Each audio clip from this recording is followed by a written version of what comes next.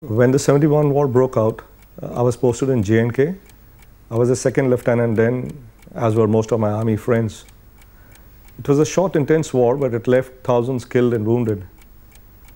In 72, after the ceasefire, I was granted 1 month's leave of absence, and I flew down from Srinagar to Pune.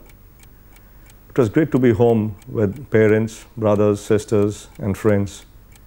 The next day, my best friend and I, my best friend Charlie, his name was Ashok Narula, but we used to call him Charlie because he looked like Charlie Chaplin.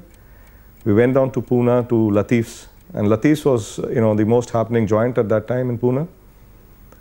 And as we walked in, there in the center of the dining area, occupying the main table were my friends from the NDA, half a dozen or so, and they were very excited to meet me, and so there were lots of hugs and handshakes and backslapping and a lot of smiles, and very soon we were making a big racket, and we found that all these locals were staring at us.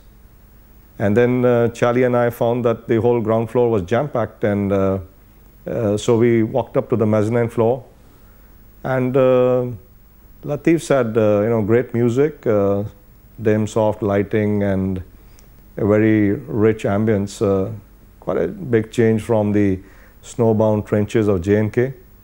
So we were in great spirit. We ordered a big lunch, and while lunch was being served, I found that my friends had finished the meal, and they'd asked for the check.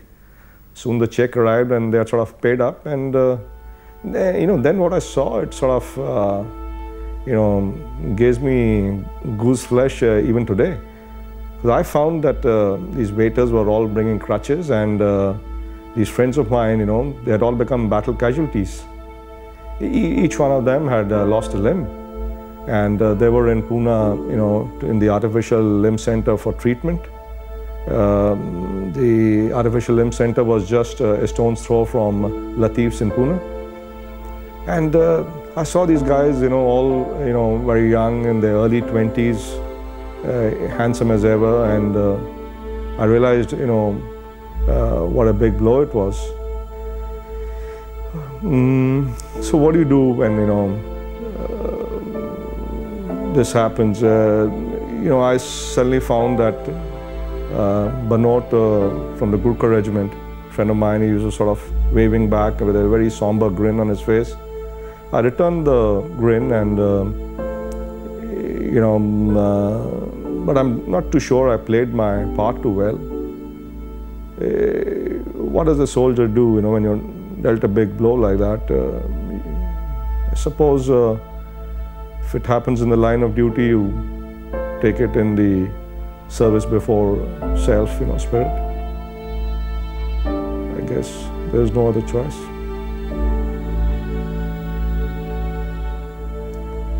That's it, I guess.